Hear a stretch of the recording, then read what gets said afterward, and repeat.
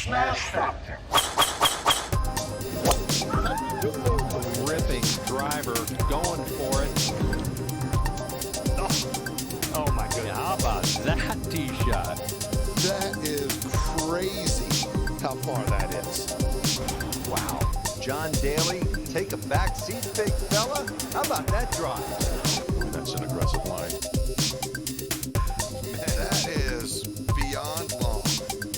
Look at this, he's just driven the green. He has just driven the green. I guess hello world, huh? Welcome everybody to episode 93 of the Smash Factor, the 2020 Sony Open.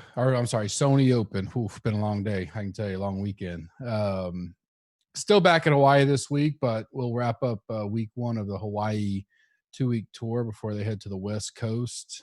Very interesting night yesterday between the football games, then golf, and then the drama that ensued because of the Millie Maker, which I will wrap up with my final thoughts tonight. So I'd stay tuned to that.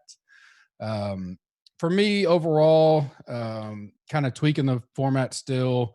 Had a few people I didn't really ask. I don't think I asked, but I appreciate if you sent kind of little resumes or stuff into us. They are in a file. I will get to them, obviously, with the tools launching and new year, new season, closing up 2019 financially, not only in my real career, but Gups Corner, financials, tax, just a lot going on in the last 7 to 10 days that I'm not ignoring you there. I will review all that. Still not sure that I'm going to entertain the 2-man format again for now, but if something comes up and it's the right situation, I certainly will take a look and give you feedback either way. So don't think I'm going to ignore you if that's the case. It's just been on the back burner for now. Got the format where I think I like it. I'm looking at, some weeks 30 minutes, maybe 40, 45, depending on it flows. Being a one-man show, I don't want to babble on for too long. Hit the high points, hit some key things that others may not get into in their structure. So, feedback's always appreciated. So you guys, especially if you're in the Slack and all that, we have the feedback channel. And also you can always email support@gupscorner.com or DM us with any thoughts there. For me, pretty good week overall. 70% ROI on the week. That's main and showdown. Great betting week. Obviously wrapped up the horrendous 2019 year. I sent out the recap there. First losing season and second losing season in 13 years for me ever. First losing season since I kind of went Twitter official, I guess you would say, and started posting everything and tracking it, which goes back to 2015. So it was my 5th season doing that publicly and documenting everything. So first out of 5 losing, and then start the new week off this year, or start the new year off this week, and pretty good actually. About even on college football. I think tonight will kind of swing the week if Lafayette can cover or not. They're up 7, it looks like. NFL was great, went 3-0, winning 4.35 stars, so solid start there. The golf matchups went 9, or I think 8, 5, and 3, something like that. It was up, which is good. Anything up at this point after the disastrous 10 to 12 weeks they have, I will take. Big sweats for everybody. The community did amazing. V1 of the tools rolled out, and I think the community loved them. The tutorial overview is still out there on the YouTube channel, or you can go on the website and still get it, I believe, but you can for sure just go to our YouTube channel, Gups Corner, and check out the video. Even if you don't have them, it just kind of is more of an overview to show what they are. And it was like V1A on that one. We hadn't even really fully released that. I kind of put that out early. We've already enhanced and made several improvements and have many more coming over the next several weeks. They'll just get better and better. So enthused by the community reaction to those, and whether the tools were the case or not, always, whether win or lose, the guys had to build the lineup. So the credit goes to the community who had an amazing week one. Tambo chopped 2 big pots. I was on, last 8 holes, 7, 8 holes. I finally started cluing in, because up until then, it really doesn't matter, especially in an event where finishing positions are going to matter so much. I just don't I don't sweat the early stuff. I knew I had a couple good lineups, but only put 2 in the 444 this week. And, I knew they were going to be all right once we got to the turn. I just didn't know if they're going to make a run because I didn't have JT or Xander. So I knew it was going to be tough. But with 7 holes left, I was winning. Was winning the 50K plus I was winning the Mayo. I was top 6 in the $8. I mean, things were looking okay, but after that, DJ and Poston those two were really my kind of difference makers compared to the people around me, and they both just missed several birdies that would have been key for me down the stretch. So I dropped quickly to like 2K, and pretty much hovered there as JT and Xander was coming down the stretch. I had Patrick Reed, but when he finished, I don't think hardly anybody thought he was going to be back in it. And then all of a sudden, the disaster of 18 for JT and X puts Reed in the playoff, and all of a sudden I jump up to like 12K under the scenario of he wins. I think I could have got second. I for sure had third. So big sweat there. If he would have won it, obviously he loses. So I drop back down, finish out with like, I think 2,200 or something like that, just in that contest. So good week overall. Love the sweat down there. Obviously disappointing to drop, $48,000 in 7 holes, but, on to the next week. Anytime you can make money, it's good in DFS. 2019 was a rough year all the way around. So to get started on a high note and then to see the community screenshots, Slack was blowing up. A lot of people won. Gubbs Corner was all over the leaderboard, so that's exciting to kind of see that stuff. Looking forward to it this week. Much harder test in the sense of a full 139-man field, T65 cut. Bad weather as of now. We'll get into all that later. Let's knock out our sponsor for 2020 is Super Draft. Will be the site sponsor. You see it on the One and Done and GC Cup pages as well. Great partner of ours, supporting us greatly, and we are supporting them. Their points and projections and everything are integrated into our tools and content. So, one of the few, there are several that are hopping on, putting some content out, which is great. We want everybody to grow Super Draft. So, just to give a little competition to the big boys out there. So you can use the code GUP. You get a $10 bonus when you put $10 in. So you put that $20 into play, and whatever you win on that 20 is yours. So if you put 20 into play, win 100, and you want to withdraw it out, that's on you. You can do it. No rollovers, no guarantees. I think you'll stay into it, especially if you're newer into the industry, which is one of the reasons we wanted to. We strategically partner with people. We don't just randomly pick them. Obviously, we believe in their model. They are invested capitally or heavily capitally invested into their product, so they're going to grow it. They're in it for the long haul. Now, it's going to take people taking chances on them and leaving the comfort zone, and maybe some of the craziness from last night will help. But and with that, they're invested in trying to grow golf. We've committed to them that we think golf is a niche kind of area that it was a number 1 percentage growth for DraftKings last year. So hopefully we can get some good pots over there, especially as we round into the Masters. So if you guys deposit in there, use GUP, check out the contest. I think you'll like it. D-Rock does a good job putting out rankings and overview for the golf side for us. And then our golf tools, anywhere we have DraftKings or FanDuel, we also have them as far as live points, points per round, stuff like that. So go check them out. Support us by supporting them and help grow the game there. New season, new tools kickoff, as I mentioned last week, and I'll say it again because you have 1 week from tonight to get in. 20% off entire site with the code Hawaii. Good through midnight a week from today. So January 13th, so when I do the pod next week, I'll remind you again because you'll have a few hours, and then we'll lock it up. That'll kind of be it until probably may do a few in and out smaller promos, but next big one will probably be Augusta. To be honest. So now is your chance to get in. We may do one leading up to the Honda since we got the big Honda challenge going. But use that code, get 20% off. I don't think you'll regret it. All kinds of packages and ways you can piece your thing together if you like. You can even get in and get the football tools locked in right now as well.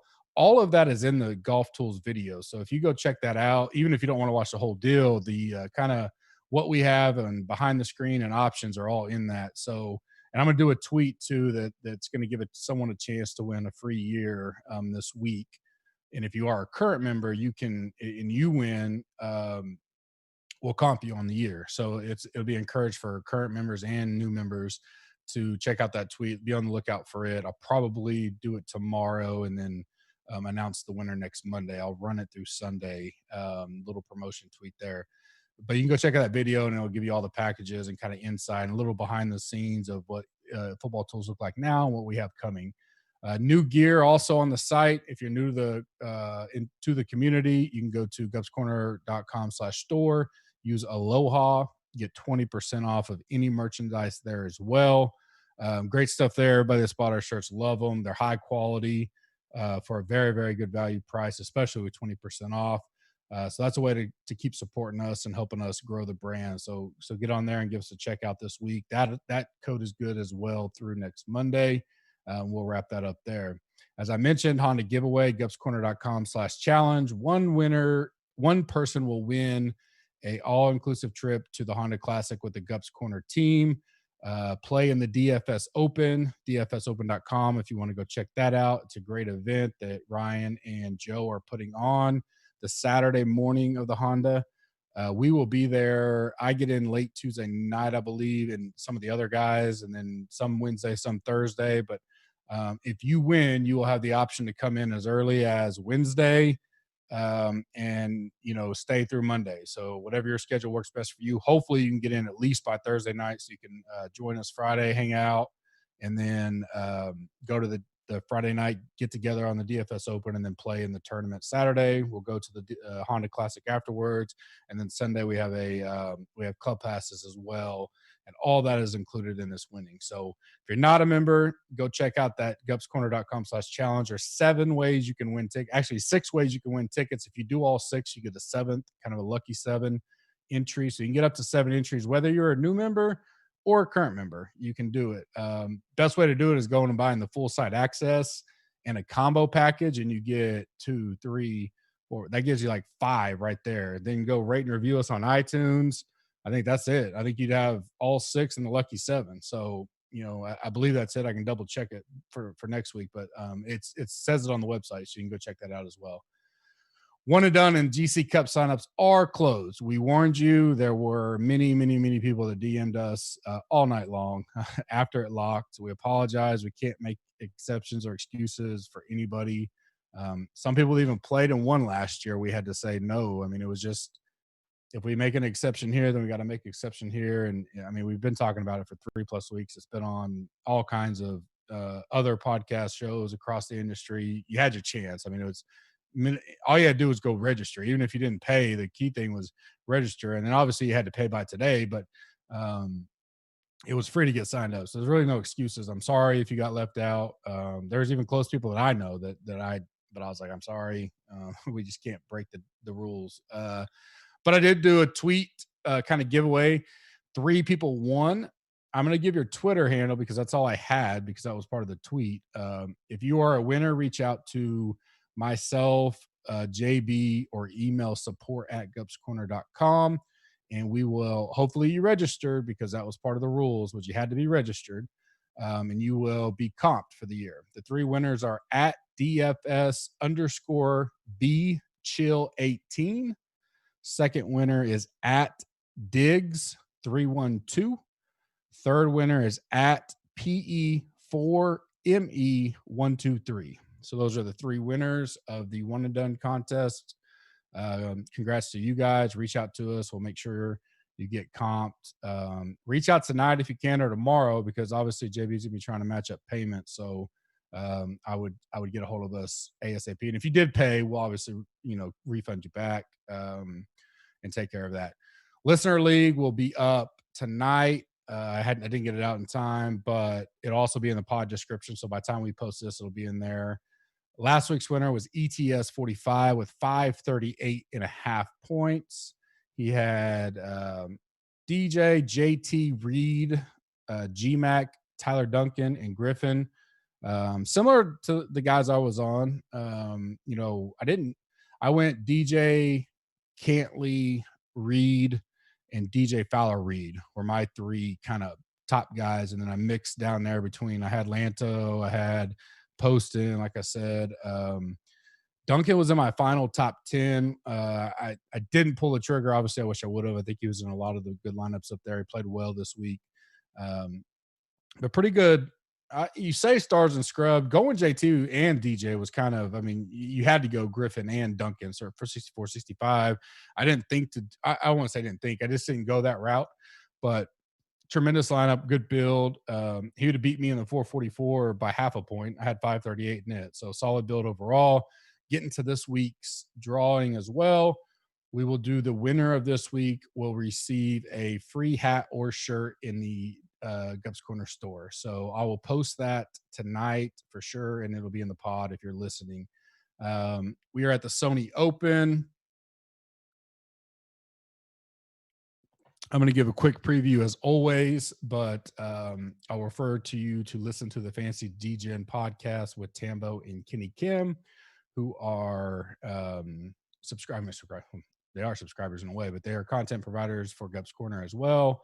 So Kenny does the full-fledged course preview, and then he does a enhanced version with some subscriber-only content on the site that has been well received by the community. So he's doing a great job for us. Obviously, Tambo is doing an amazing job. Had a great week one himself. So go check out that podcast if you're not already for a full in-depth preview of the course. We're at Waialae Country Club. Anytime I see that, I think of the old golf video game. It's kind of the first thing that reminds me of it. In Honolulu, Hawaii, par 70, 7,044 yards. Bermuda, average greens, average fairways as far as size, and pretty much average speed on the greens thus far, just looking back. 2 par 5s, 4 par 3s, 12 par 4s. Weather concerns, it's no bueno as of now. 20-plus mile-an-hour winds the first 3 days, 40 to 70% chance of rain each day. Sunday still has up to 50% chance of rain, a little less wind, but going to be probably as tough as conditions as we've seen there in 5 years, easily. Average score here, top 5 average score is -18, top 10 is -16. The winner of the last 4 years has been -20, -27, -17, -22. I'm going to say we go under. If we're doing an over-under like NFL, I would say under this week based on the weather forecast so far. Could change. It's Hawaii, coastal, on island. But like it starting tomorrow for like 10 days, it shows rain. So it seems like there's a pretty good, stream going through there. So I would expect wind and rain in some way, shape, or form. It's just a matter of how much. Is it periodically? Is it just a downpour? I don't know the Hawaii weather as much to understand that, but definitely will look up on it by the time we get to Wednesday night for the E9. I'm going to say we're going to have a winner around 15 or 16, which is a lot lower than normal, which is key because it's going to change how my strategy for DraftKings is. Picking a guy like a Ryan Armour, a Zach Johnson, Ches Reavie, those guys that I think are in play at a 14 to 16 under, as opposed to a 25 under winner, which also obviously ups the T5 and T10 type stuff. So, like a -7, 8 could get a T10 here, maybe -9. And that brings those guys like Arm and that stuff into play. So definitely matters on the weather, and we will keep our eyes on it. Average cut number has been -2, -3. I'm going to put it around even this week, maybe -1, only because I naturally will bump it this year with the T65. Just based on the data we have so far, the cut average has moved up almost a full stroke over the first events we've been playing the T65. So I would have had it probably -3, -4 this week. So I'm going to bump it down with the weather and say probably -1. Could get as low as even though. We'll see. So again, kind of little strategy there. Stats for me this week. Mix and matching several things as I look at different models on the tools. Kind of the core for me to start out the gate, and I'll adjust as weather kind of updates as well. Things I want to look at a little differently. I think off the tee is going to be important no matter what. Approach is huge, and off the tee as a ratio compared to other events, it matters more here than a lot of events. So at least in the data I've looked at in our tool set. So definitely like off the tee, approach, ball striking are just kind of staples. Par 5 DK scoring has been huge. And you look at the last 5 years, if you look at those two par 5s, their combined DK score compared to the other holes, it's like almost triple on average. So definitely important. There's only 2 of them, so kind of balance that. But that's where guys are going to make their hay this week per se. Obviously, they're going to do it on par 4s because there's only 2 par 5s. But I do want to take a look at that. I'll probably do a blend of a good, great proximity approach in our data that we have there on the stats, and then potentially good, great approaches to kind of look at that next level approach stats that we have. So that's kind of where I'm focusing in. The kind of anecdotal deal will be, your grinders, your win players, stuff like that. Rain, even who can stay even keel through that kind of start stop. If that's the case, that's not all in for me, but it will be in the back of my mind in case we really get to, Wednesday night, even Thursday morning. I assume lock's going to be similar to last week, which is around 2-3 o'clock Central Time on Thursday. So later in the day, that I'll have a couple different versions going. If it's like, it's just going to be pouring sideways 25-mile winds, and some of those grinders may take a bump up for me there at the end as we get closer to the event. So if you're new to the podcast, I do the Dirty Dozen, 4 tiers of 3 picks. First 3 is just 9K and above, then 7,600 to 8,900, then 7,500 or less. Then the last tier is 3 picks, a flop, a fade, and a sleeper. Flop is any price that I think won't return the value this week. A fade is someone you're fading for whatever reason: ownership, course history, recent play, whatever, just had a baby, just got divorced, whatever you think. And then sleeper is just the best play under 6,900 or less, regardless of criteria. Just the only criteria is price. So it may not be like a sleeper because he could be chalky. It's just the price driver. So best value play is probably what I should call it. So to kick it off, 9K or above, I'm going to go right back to Neiman. I think I'm going to talk about all the 5-figure guys kind of in the roundup. I'm not going to have any of them here because this week I think it's going to be determined based on how the ownership kind of falls, because there's pluses and minuses to all of them, and I'll get to that briefly. And JT back-to-back, can he win it? He's, obviously he owns Hawaii. It seems like he's number 1 across the board in all my major recent form, course history. Clearly $900 above the field. I do think there's some good plays in the high 6, low 7s, and I mentioned that a little later on in the pod. A good enough, especially when you combine all the kind of strategic stuff for the week, that he's in play, and I think you can make some good teams with him. If people are just going to move off of him because of the win, maybe you play him. The way he ended, man, such a grind, thought he had it in the bag, then he's got to fight back, and didn't look great, those last few holes, but like the mid stretch, he looked unbeatable. So I wouldn't put too much into it. I think he's there to win anytime he tees it up, and if he can go back to back and get a major start on FedEx Cup and all that kind of stuff, he'll do it. So I wouldn't count him out. Webb, I think he'll kind of be the darling of the week. I project high ownership just out the gate. Loves this place. T13, 213, T13, T4. Coming in pretty good form. A second and a T10 the last 2 outs. So, he'll be there. Patrick Reed, I think he may go overlooked just because people will instantly look at how well he putted and go, well, he's probably not hitting the ball good, but he still hit the ball pretty good. He just putted really well also. I'd say he hit the ball okay. He wasn't, like great, but putted lights out. But that's going to come. We'll see how he comes. Ownership's going to be a big decision for me on Patty. Matsu, I'm not too fired up for. I did like him at the President's Cup, but he hadn't played this place great. His last 3 was a 51st, 27th, and a 78. Besides the President's Cup, he really hasn't played a ton. I don't know if I want him at 10-5. I know Tambo fall off the chair, hearing that fade the 10K Matsu. I know he's going to be on it, but I don't think I want to go there now. If I'm doing a bunch of MME lineups, and yeah, certainly I'll jump on him as a low price. But if I'm doing 1 to 3 max type stuff, not this week. Morikawa, I like him in every way, shape, and form. Played great last week, got a 7th. I just think because I think he's the lowest in this price range, people will probably use a lot of them. I would go to my first pick, as I mentioned, was Neiman. I normally don't go through all those top 5, but since I'm kind of not on them per se, I wanted to kind of touch that, just talk about them because they're the big guys of the tournament. So wanted to hit on them a little bit. I like Neiman. Nothing changes for me. Obviously, started the tournament off great, first round leader, finished top 5, which I really liked that he maintained it all week long. He's top 5 in my stats. He's never played here, so that's a little not concerning because I think he'll be all right. He's got a pretty good game. I think he can handle the weather. I think he showed that, so I definitely like that as well. My next pick is Answer. Little break from the President's Cup. I project him to probably be high, talked up a lot, coming in great form. Played great, took Tiger heads on. Obviously, he lost, but he played great leading up to the Tiger match. T8 at the OHL and a T4 at the WGC. So he's playing as good as golf as he's played in his career, his professional career, that is. He can never go wrong with a boomer. So I don't mind Answer at 9,000.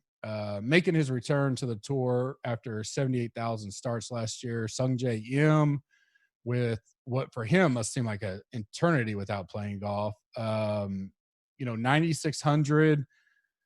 People love Sungjae, so I imagine they'll be on him. I like him.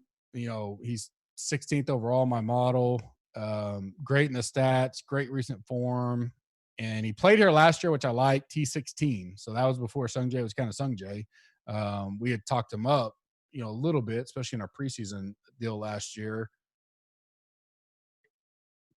But I don't mind him at all here. And ownership for me at the top level will definitely play a little bit of a factor. I think because of some of these options down here that the 5-figure guys may get a little bump down as far, and some of these guys try to save money, and with the tight 6 of 6 with the T65, people try to keep it as balanced as possible. Maybe we'll see how it goes. Certainly a lot of strategy that could be had this week. 7,600 to 8,900 tier 2. Start off with Griot, $7,600, number 2 in my model. He always pops in a lot of models. We know his woe is the putting. For 7,600 though, he's played here 3 of the last 4 years, top 33 or T33 in 2016, then the T47 and the T22 last year. T41 at the OHL, hasn't played over here since then. He's one I got marked to go see what he has played on the Euro side since then, because that's a little bit of a break. Stats, he looks great. On what I'm looking at, 70-1 is a solid number as well. So I like Griot this week. Guy I think that probably could be popular based on recent history here and then recent form. Brian Stewart, $7,900, 55-1. Played here 4 of the last 5 years. He missed the cut in 2015. Then he went T45, T4, T8. 3 straight made cuts to end the fall swing, a 51st, then a 23rd, and then a 10th at the RSM. So I like Brian Stewart. He's top 30 in my model and overall stats. So $7,900, I think he's definitely in the player pool for the week at that price. Interested to see if he gets talked up a lot this week. A guy that really played well except for a few holes last week, finished top T17 last week. I think he went because I had Palmer over him and thought they were tied with like 6 holes to go. And then Munoz goes birdie. Thought it was pretty much done. And then he went like triple quad or double quad or something crazy to end. I think maybe 5 over the last 2 holes or something like that on Friday, I think it was the second day. And so, and then he had a couple other doubles throughout the week, but overall played decent, that being aside. And he played here last year, top 10. So I like that. He was popular last week for a reason, playing pretty good. He had a 3rd at the RSM. Like I mentioned, the 17th last week, which is mid-pack. There was 34 people.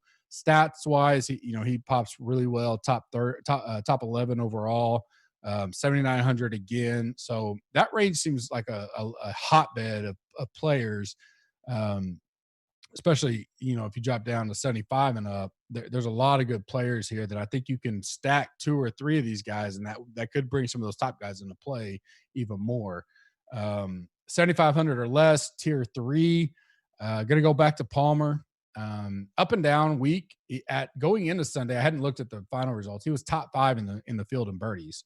He just had too many bogeys in the week and doubles, stuff like that. I think he even had a triple on Saturday with like 5 birdies. Played here 4 of the last 5 years. T17, T13, miscut, and T58. Decent course history. Nothing like tremendous, but 2 top 20 or betters. 3 out of 4 made cuts, and that definitely in this price range. Cuts are going to be more premium this year on guys you think have more equitable to make a cut than not. I think that does matter because 6 of 6s, I believe, and we'll see as we get.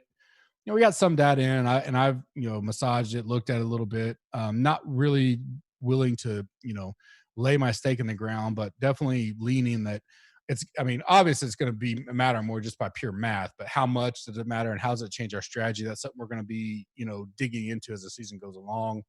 He as well finished top 17 last week. Stat model top 6. He is a great win player. So he gets a major bump for me if the forecast holds. He will be in the player pool if it holds as is. He's probably top 5 in the field in the win playing, in my opinion. He continuously shows it. So I also like him at 80-1 with that wind. Joel Dahman, definitely always a Gups Corner favorite. He was a key of mine back in the summer of 2018. 115-1. My free bet of the week. Lock it in. I like that number for him. Great value. $7,100. He is 3rd in my model overall, which may be the highest he's ever. I mean, one of the highest. Kind of took me by surprise, but played there the last 2 years. Top T73 the first year, then T22. So I like the huge improvement 1 year to the next. First time seeing the course, they come back and play it. T6 at the OHL. Did miss the cut at the RSM. Top 10 in stats, pretty steady across the stat board overall. So I like that. I kind of need to look up his win playing ability potentially. There's ways to kind of measure that, but just in general, how do people classify him and how's he look? But that, being 7,100, he's a guy I definitely like in the number this week. Last but not least, certainly, we got to go back to Doc Redman, a staple of mine, $6,600, 200-1. He'll be a FOMO bet no matter what. I don't know if he'll make the official card.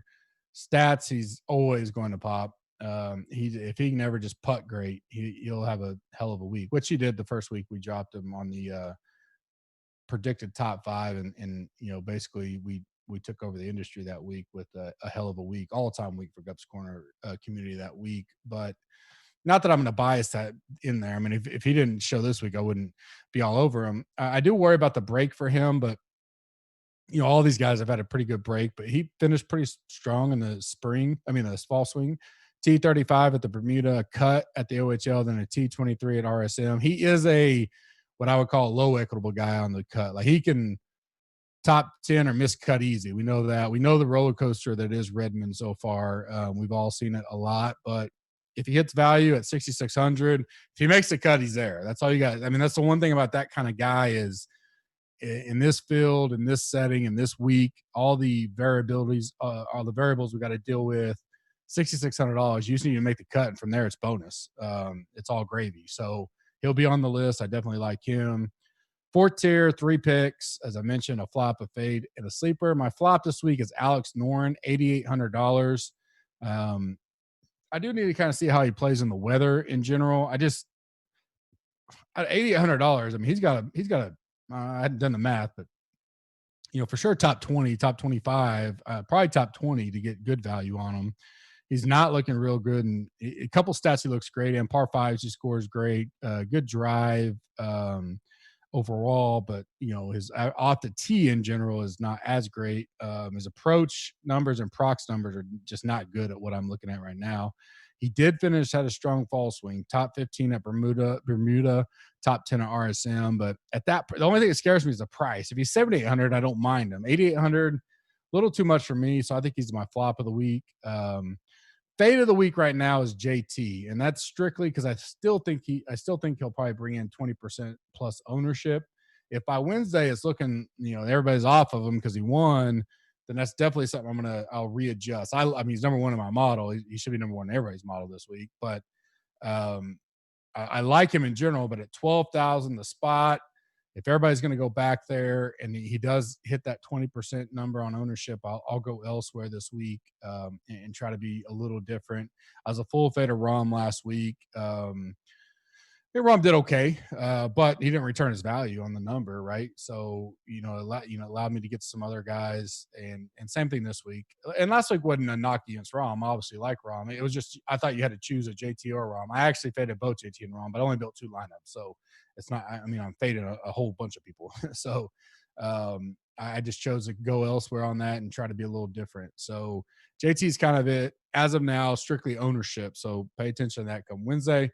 My sleeper, Jingju Zhang, obviously we've been on him for a long time. Got him real early in the fall swing, finished strong. T25 here in 2018. I was surprised to see he already played it.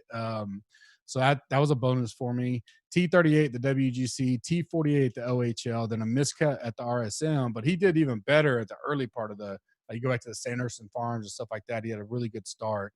So stat wise, he's 23rd overall. Again, just like Redmond, $6,700.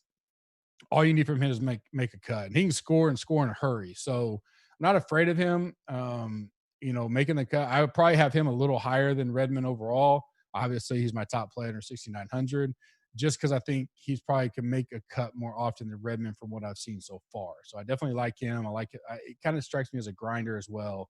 So I like him as my sleeper of the week. Kind of my round table wrap up of the week. Just some guys that didn't get to. Harrington, $6,400. I think he's solid. Good cheap value. If you're looking to go that way. Armor, hashtag Team Gup, always going to do some armor. I think the weather behooves him this week too. Keeps the scores down a little low or higher, I guess you would say. So I think that helps him have a chance to compete in top 10, top 20 this. Consistent off the tee, keep himself in play. I think the wind and weather may not affect him as much. So, he can just kind of grind it out. So I like that. Gets hot with the putter. Who knows? Connors, I think it's a great spot for Connors. I just couldn't fit him into the kind of tiers this week for whatever reason. But $8,900, top 7 in the field. He finished top 3 here last year, top 39 the year before. So I do like that he's made 2 cuts and finished really strong. T19 last week, not real great. Probably burned a couple of people. I think he was somewhat popular. So I wouldn't mind putting him in the pool. Cam Smith, the guy I have not been on at all. He just seems like he plays horrible when I'm on him. But I think the weather could be advantageous for him as well. He's got 4 straight made cuts here. Another positive. $8,500 though. So we need him to do more than just make a cut. I see him being low owned as of now. T81 and then T27, T18, T22. So the last 3 years played really good here. He's pretty decent on the stats all the way around. The big deal is do you want to commit to the 8,500? I don't think most people will. So I got him there as kind of a X factor we can take a look at. Knox, I like Knox, especially this weather, this type of an event. $7,800, 5 straight years playing here. Only missed the cut once, finished top 13 or better 3 times. Strong into the fall season. T11, T33, T20. Keep Russell Knox on your radar. ZJ, Zach, same deal. Sloppy weather, grinder, can get around this track. Someone to keep in mind, especially a weather. He's a kind of a weather. If we're going to create a category for a weather play, I'd put Zach Johnson in there. Potentially play him based on, I would say, kind of the nastier it looks. He probably gets even more of a bump, but overall, he can still do well here. Same with CH3. Charles Howe, great course history here. Probably be talked up quite a bit. His stats aren't looking real great coming in, for me at least, and his recent form is okay. Missed a cut at the RSM, but he plays here great. Top 8, top 32, top 8, top 13, top 26, or T26. So always makes a cut here, but 9,100. I mean, you're starting to get a must top 20, and even starting to flirt with Nina top 10. So now, pretty solid chance to make the cut, but I do think you got to have some upside with him, and the weather should help him.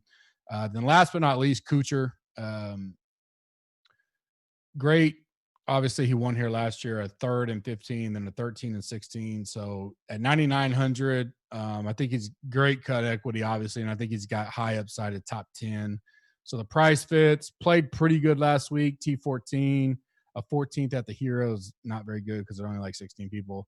A 14th at OHL. Overall, he hadn't just hit the ball real well. When you just look at the overall stats, he ended the season, like the real 2019 season, toward championship, all that. He was not hitting the ball well off the tee. Played a little bit better in these last few events. So he's kind of a fringe play to me, but someone to keep in mind. I don't think he gets high owned, so it could be a leverage play as well.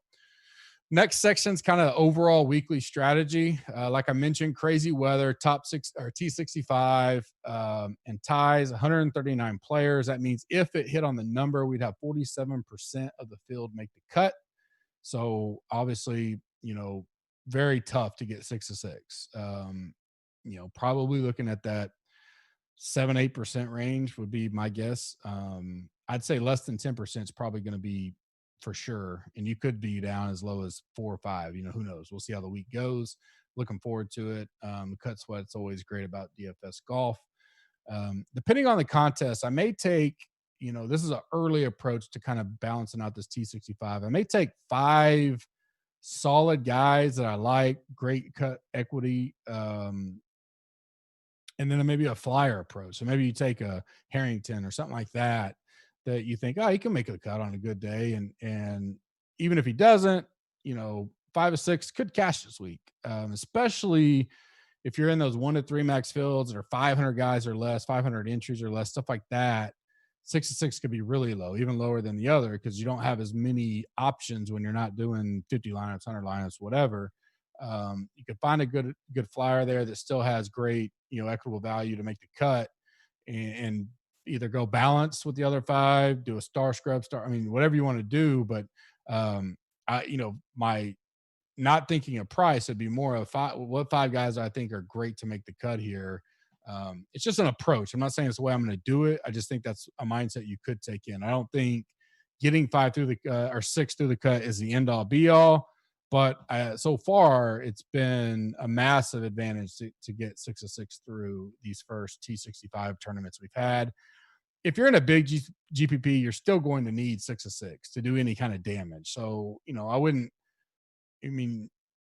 especially with, like I said earlier, the low 7s and high 6s, there's some pretty good plays in there. So, you could go stars and scrub, or you could go 4 balanced and then 2 of those low guys. So maybe you hit the 8 range, low 9s, and then a couple high 6, couple low 7, something like that. So you're not really balanced all the way across. You still get some cheaper plays in, but you don't go all the way up to the 10K. It's kind of how I started off the pod, like that meat zone of 82 to 94 or something like that. Kind of lock in there and then drop down to fill your team out. Could be a strategy as well.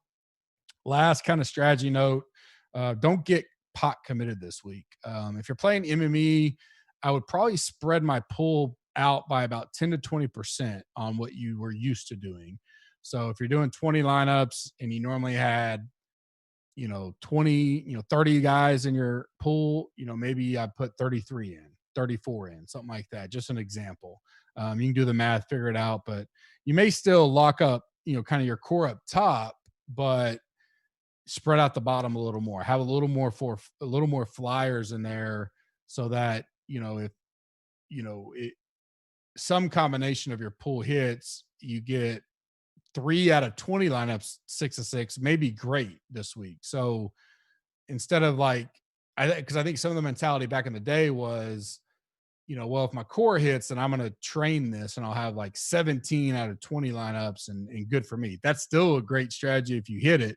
I just think it's harder for that core to hit at this cut rate so far. Now, this is all anecdotal. There is some data behind it, but we're going to need a few more tournaments kind of make an adjustment there. But I would rather spread it out just a hair, maybe tick down those top guys. If you were like 40-45% was your top, maybe you cut them at 30-35%, that kind of stuff. Just small tweaks, spread out a little bit, give you a little more ammunition, especially if you're in a tournament that you're not leveraged to the field by maxing. What does that mean? If it's 150 max and you're putting 30 lineups in, you're already negative against the field, especially if a husband and wife plays, apparently. So you you want to not get too cute, but you want to be able to, it just takes one type of deal. If you're in a 20 max and you're putting 20 in, okay, well, we've knocked that out. So we're good there. Maybe we spread that, lower those top guys a little bit, and we kind of get a balanced attack as far as not getting one guy too overweight or three guys too overweight. Plus we spread out our bottom. Maybe it's a good strategy for us this week. I don't know. We'll see how it works out. And we'll have more kind of recapping of that as we get further and further into the year. Final segment. Oh, I got betting segment, but new segment. I'm just going to call it bookmarks of the week. You read a good chapter, read a good book or good spot in a book. You put a little bookmarker in. If you finish for the night, obviously you want to do that. Sometimes you mark it so you can go back and reread it. So just kind of a rundown for last week.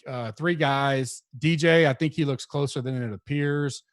Most probably thinks he was terrible last week, had a lot of bad holes. Then you look up this morning and he's still T7 the tournament, playing, meh golf. So he's going to win. He's going to win soon. Really not being talked about much, which is great for me. I love DJ. So I think he wins soon. I think he's closer to being back to the number 1 golfer than, 10 golfer or something like that. However you want to say it. Don't think the injury is a problem. He'll be high on my radar anytime he plays in the upcoming weeks. I flirted with taking him in a major just because I've seen some 16 maybe come up, 18. I'll look at that tonight. Definitely like DJ. Wolf, I love Wolf. I think he's played great last week. I watched him a lot on the replay and stuff. I really like his game.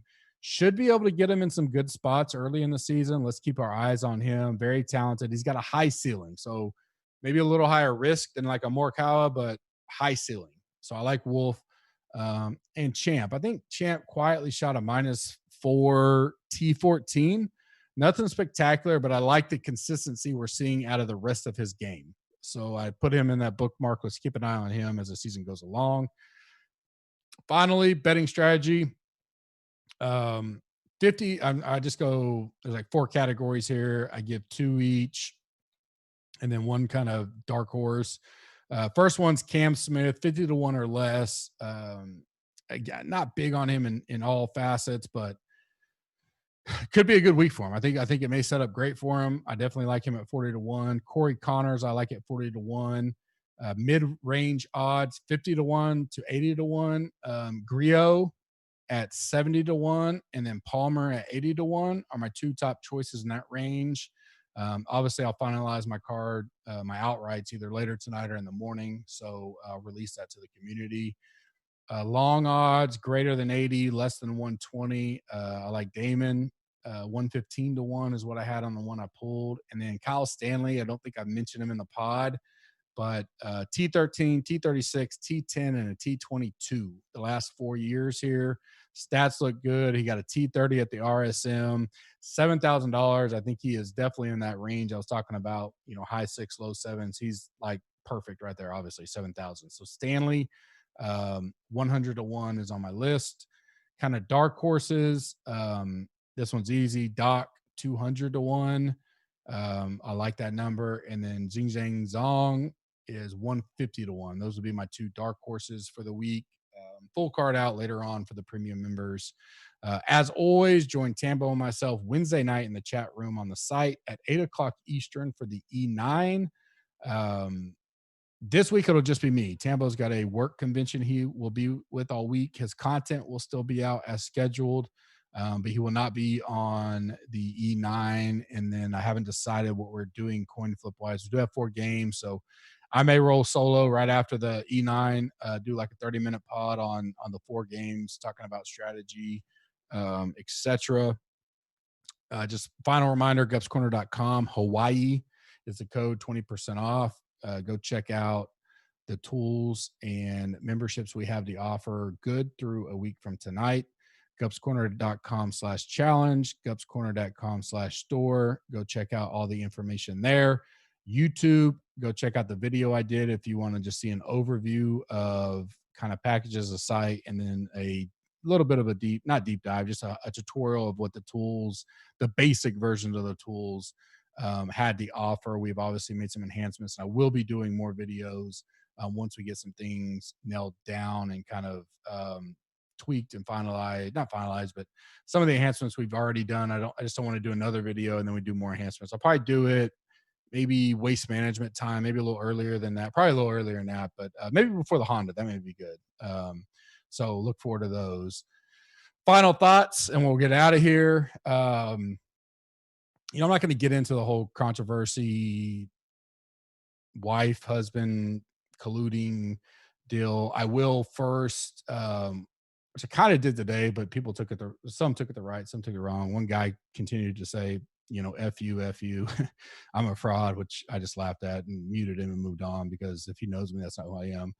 My instant post from last night, the way it was worded, I apologize for, because the emotions were there. I just was tired of seeing the vast majority of the community just attack, like leeches right out the gate.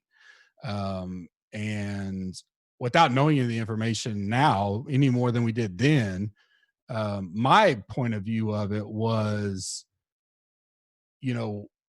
yes, I know some people said, well, guys like you that have influence, blah, blah, blah, should get mad about this. Well, of course I don't like it. And of course I'm mad. What you guys don't know is what we do behind the scenes. Like, I'm not going to go blast DraftKings on social media, because yes, I have had meetings with DraftKings in person, especially live events, and I can reach out to certain people and voice my opinion without having to blast it all over social media. So don't think what goes on just because you don't see it. I don't have to tell anybody out there what I talk to DraftKings about, and nor does anybody else.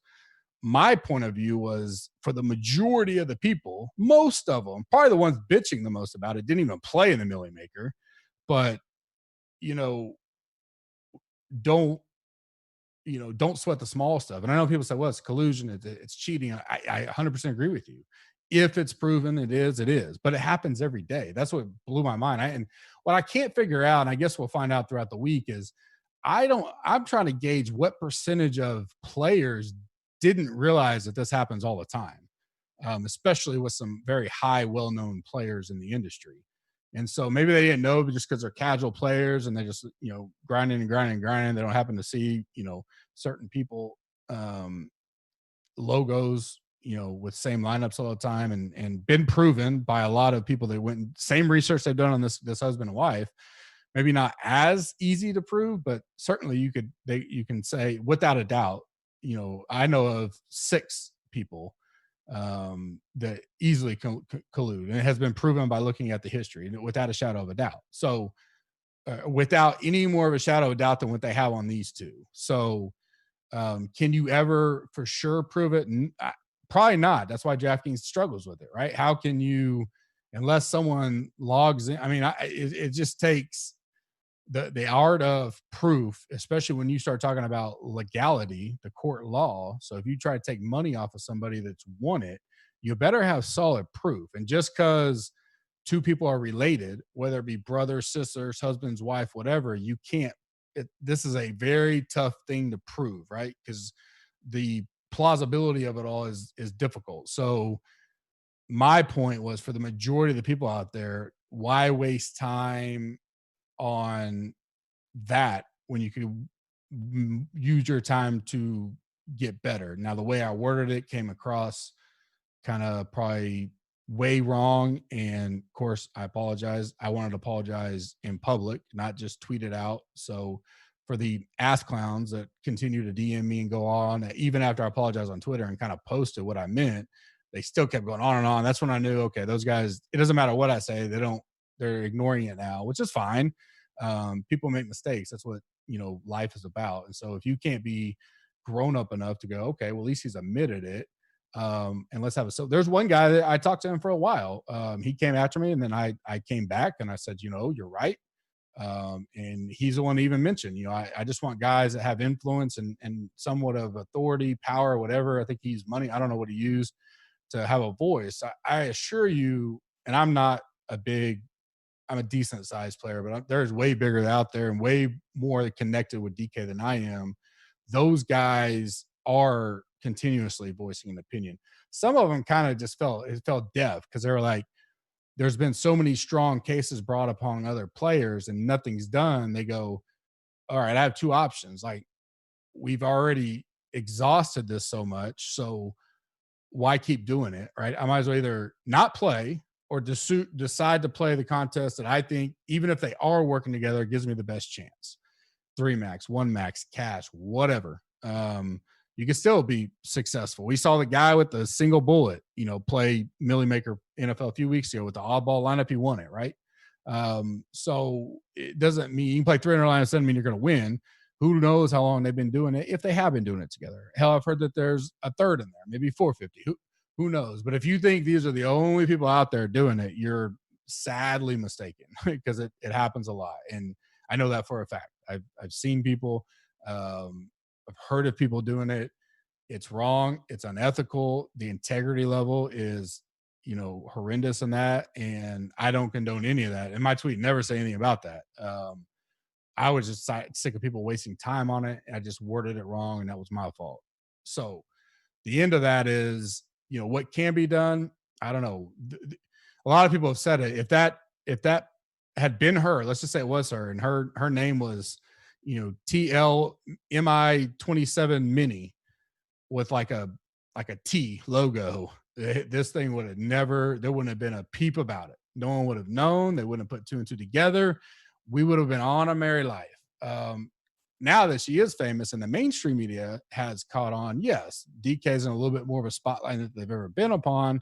But as I mentioned in my tweet, they also have Pandora's box if they open that up and do withhold the winnings. I don't legally think they'll ever win that back. I think it's gonna be hard. I mean, they may say we're withholding it, and they may put a front on, but I would say 90% they get their million one way or the other. Whether they ever put it out publicly or not, whatever.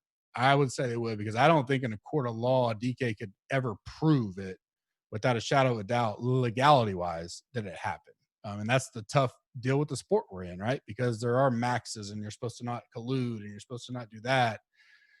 How do you monitor it? I mean, unless you blatantly, I've heard of people, they use their cousin's card, or they did this, and the rule, it was easy to track, and they go, well, you have 2 accounts, and they shut you out, and you're basically gone for life when you do that.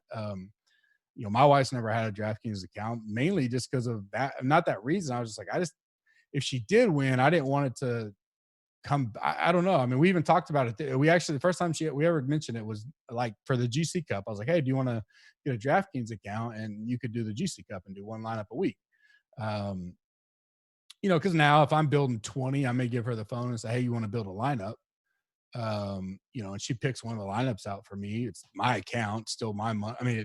That's not colluding, because we're not 2 accounts logged in. She's just picking one of my 20, right? And that's kind of how I kept it, because I guess the perception there to me, if she did win something, I feel this is what would happen, right? They'd be like, well, Gup built them, right? Or whatever. But if she really wanted to play, I would probably reach out to DraftKings and go, okay, how does this work? If she wants to play, she's going to play on her own. If she happens to win something, like, how do I make sure this is 100% on the up and up? Never cross that path, so I don't know. I know what the rules are. I read them. A lot of gray area, a lot of ways not to be able to find it. So I don't know what they do. Honestly, after this, I'm done with it. I really don't care. I have a choice to play in the contest or not. If you don't like it, withdraw your money, go to Super Draft, use GUP, play there. It's smaller pots, smaller fields, help grow that up. I don't think you're ever going to get out of it. It's always going to be available, even if you get 2 guys that aren't related and they just, put unique lineups in. Maybe one day it gets tracked down and caught if they continuously win and win and win. I don't know. I've never even crossed that path. I had someone DM me and they said, what's the difference in colluding and like the state kings or shares kings or swapping that I hear of happening? I was like, well, the difference is, I think it's state kings. I don't know what it's called. Like, colluding is working together to get in an unfair advantage of this is a 20 max, and me and Billy Bob are both going to put in 20 lineups. And we're going to work together to build 40 unique lineups that we're sharing. And so we've gained an edge on the field because we got 40 unique. A share swap, or a State Kings, as the website is, I guess, is Billy Bob and I are both in the, King of the Beach, and we're in the finals live. And we go, hey, both got one bullet in here. You want to swap 20% if one of us finish in the top 10. Sure. Okay. Good luck. Talk to you later. We go build our lineup. If one of us happen to finish top 10, we swap it out. That happens all the time as well. But there's no, like, they're not talking together, but how do I prove that they didn't talk together as opposed to they just swapped however it finished? Who knows? The difference there is they're not joining their money and saying we're going to split everything. It's just I get a small percentage of what you win. You get a small percentage of what I win. We're just both going to put our own lineup in and best of luck to you, type of deal. I hear that happening a lot, so lots of gray areas there that beyond me. And then now, with DraftKings on the verge of going public, that this is a big deal for them. So they're going to have to put angles in and figure things out, and we'll see what happens. Doesn't affect me at all because I don't do it. I don't collude. I don't even come close to colluding with anybody. If I did, it probably wouldn't be good because they would just lose probably just like I have in the last 6 months. But if they do anything to increase the integrity of the game, I'm all for it because it helps me because I'm playing straight up. And a lot of the people I know and play with, Tambo, Noto, those guys I know play on the up and up with integrity. And so the good guys win if they find a way to make it right. So with that, I will see you Wednesday night for the E9. It will be an important one. It's premium members only behind the premium wall with the wind and all the updates and whatnot. 139-man field. Lots to talk about Wednesday. I will see you then. Have a good night and a great week. See you Wednesday. SmashFactor.